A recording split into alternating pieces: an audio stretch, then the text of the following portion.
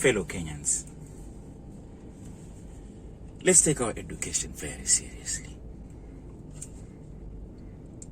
There's a debate that is going on that is actually confusing me, because actually it is going against the knowledge that I've acquired, that government has spent a lot of money educating us about. Let me narrow into that particular subject. There is this debate that is going on about SGR and its consequences of port services. Yeah, of course. Ever since SGR was constructed and began its service, it has got a significant consequences towards our economic activity of Mombasa. More so, of course, general and large. But there's something that I need to be highlighted. First of all, why are they talking about it now? I mean, not exactly now, but why are they started talking about it after the completion of the project? Didn't they know that the consequences accompanied its existence will be there? I think in any mega project, there will always a study going on and is highlighting the advantage of this, advantage of that particular project. You normally call it externalities. And there are always positive externality and the negative externality. But I'd like to touch on the negative externality. That is, SGR has actually reduced the economic activity of Mombasa, which is the backbone of Mombasa economic, and it is something that everyone should be concerned about. But if we look at it that way, then we are talking as if Mombasa is basically an autonomous part of this country. We should be sensitive about that. Why I'm saying that is because of the education that I have been taken through by this same country. Back in the days when I was in school, there was a subject called GHC,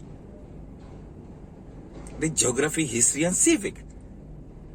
Geography is basically talking about the demarcations of our land, which is actually divided into province. The Coast Province, the Central Province, the Nairobi Province, the Rift Valley Province, you name it.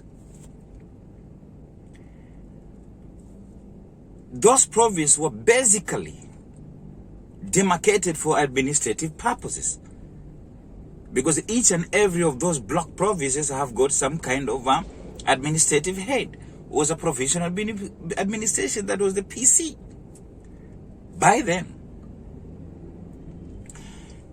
The tricky part about it is this country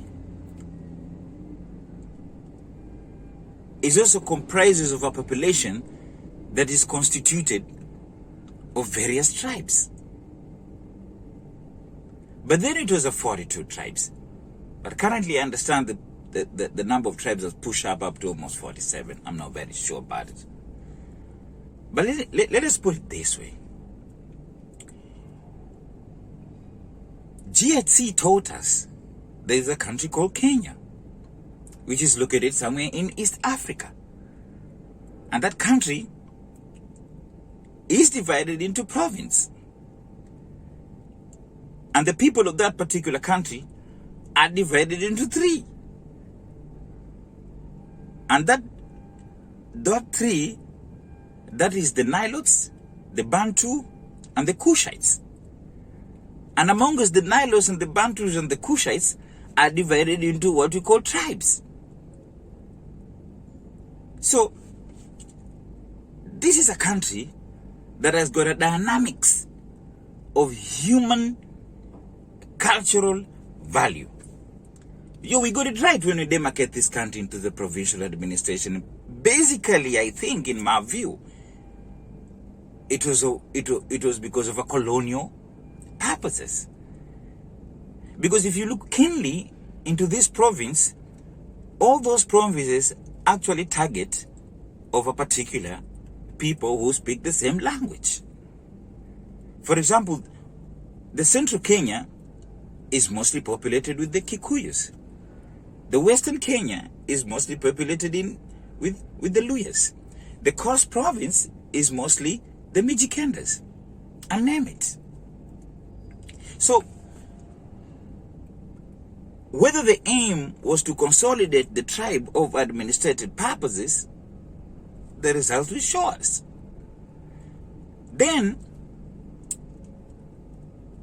we need to be very careful in diagnosing that. So, because the point of going that broader is to, when we are saying that the port service has been moved into hinterland, in my view, is like we're saying that the people of Mombasa cannot go to work in Naivasha. They cannot go to work in Nairobi. That's where the misnomer is. When this project started, University of Nairobi put up a report highlighting the consequences of this particular project. What possibly it's failed to put across is that what is the mitigation onto this issue. I personally made an attempt to go to my member of parliament, at least to collect data for those people who will be directly affected by this project, so that where there is a growth, because there was a death in port service in Mombasa, but at the same time there was a growth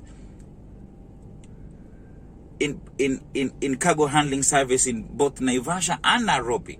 So why don't we then transfer our people who have been displaced by this mega project to those areas? Because I believe we are all Kenyans. I'd like to pick it from there in the next video. God bless you. I sincerely believe that we are all Kenyans. No doubt about it. But what I can't figure out is, this country is not large enough. Currently, I understand it has a population of about 50 million people, with a total budget of at least an estimate of about 3.3 trillion Kenyan shilling, aimed toward providing services to the mentioned 50 million population. Meaning that it doesn't matter whether you are in Mombasa, whether you are in Kisumu, whether you are in Nyeri, whether you are in Moyale, the economic activity must have somehow, one way or another, touched you. Ordinarily, SGR aim was to increase the GDP of our country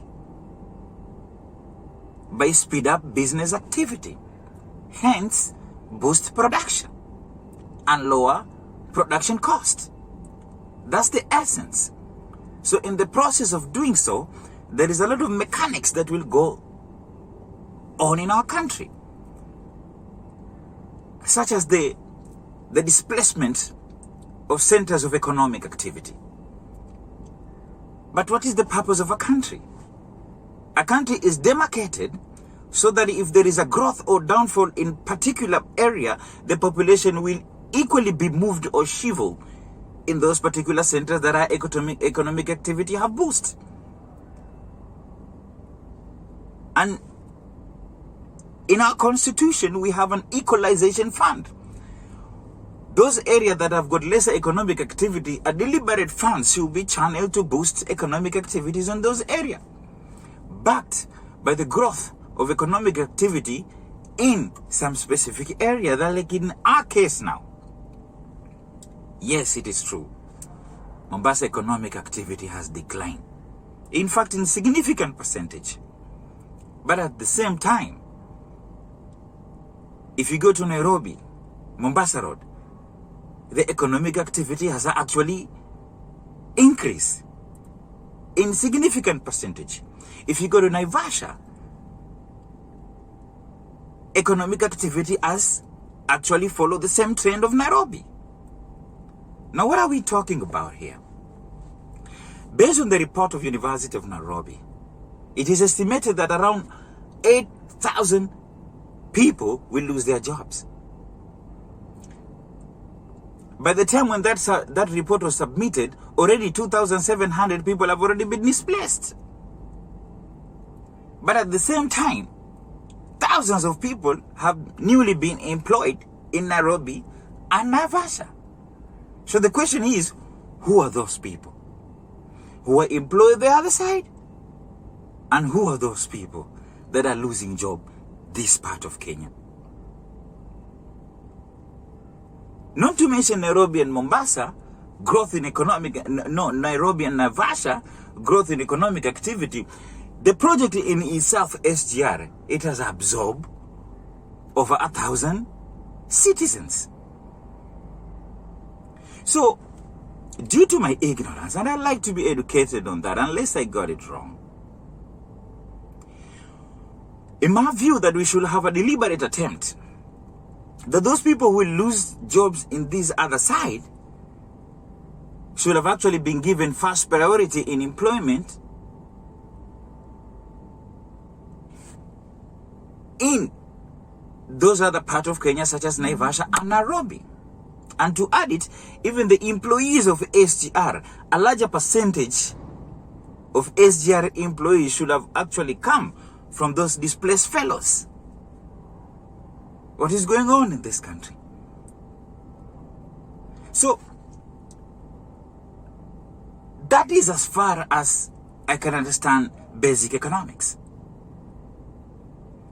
But shockingly, things have been politicized. And politics is one way or another diverting people's attention to what exactly is going on. What is going on in Mombasa? There is a huge project that is taking shape. That is Dongo Kundu. And no politician is talking about it. Over 150 billion Kenyan shilling is about to be poured on that project. As we are talking, the land value is going up. And those people who have those kind of information are already flocking those side of Dongo Kundu and try to get the piece of a pie. So instead of talking about a project that has already been completed, the surface has already started, the consequences have already been felt, action was felt to be taken, and now we are crying foul. Should we also crying foul when this Dongo Kundu project is completed? I'm not saying people should not be complaining and agitate their anger toward the consequences of the negative economic impact in Mombasa, because I'm a victim as well.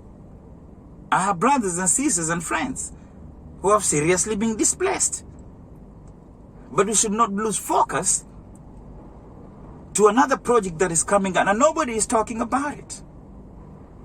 Why don't our politicians focus on the Dongo Kundu project, which is now taking shape? The Dongo Kundu project itself, it's enough to absorb all the damage that has been inflicted as a result of SGR. God bless you, my brother.